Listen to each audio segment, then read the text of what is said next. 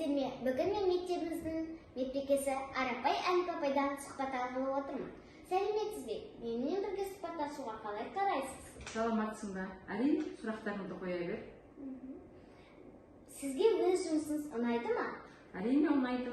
Өйткені балалармен жұмыс істеу өте қызық.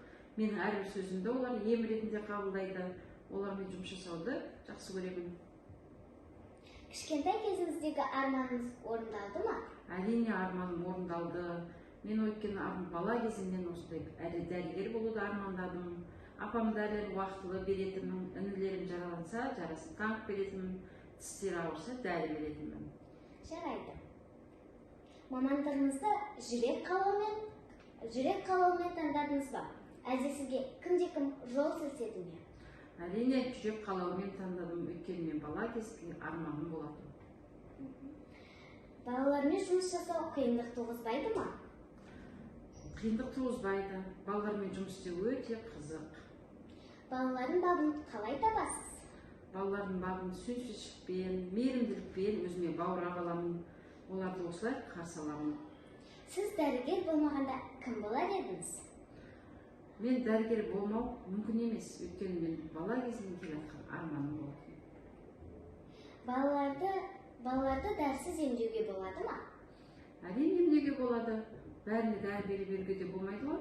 Оларға жылы сөзбен, жылғы жақсы әңгімелер айтып, ауруын ұмыттыруға тырысамын.